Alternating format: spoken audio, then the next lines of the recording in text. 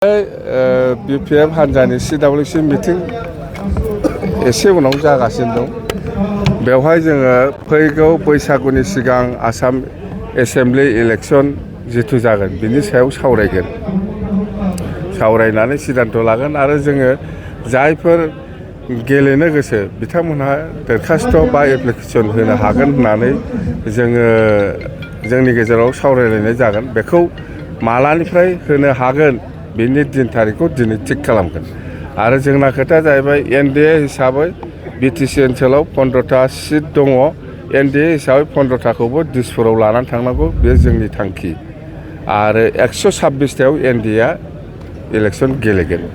126टा seat दं आसामाव। बे हिसाबै NDA हिसाबै जों गेलेगोन। जोंना जाहैबाय बेबायदि जेनेबा 4टा 5टा 10टा नङा।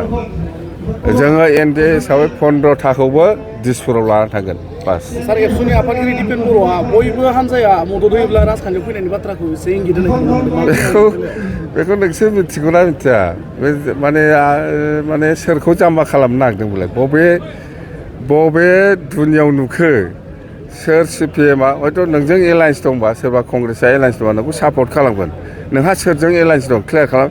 नोङो अल पार्टिजों एलायन्स खालामखांबाय नामा? BPFजों, कंग्रेसजों, BJPजों, CPMजों, UDFजों, रायजर दल।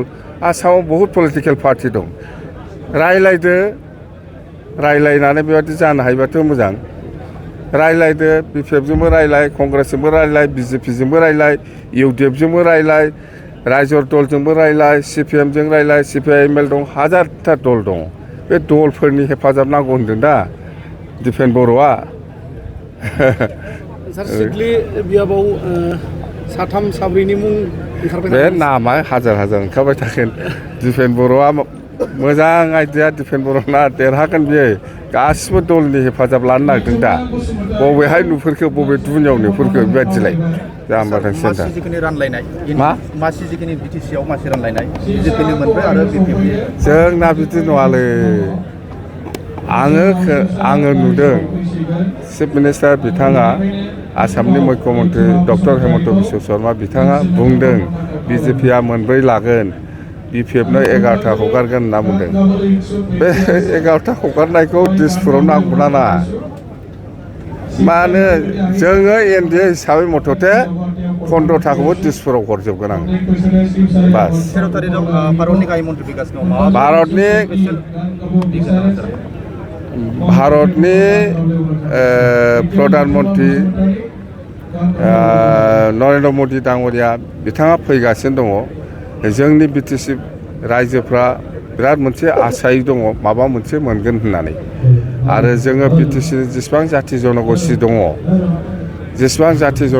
दङ, बयबो जयैनो बरायनो लाहार फाहार खालामगासिनो दं। जेसेबां जाथि जनगोष्ठी दं जोङो बयबो जयैनो बरायगोन।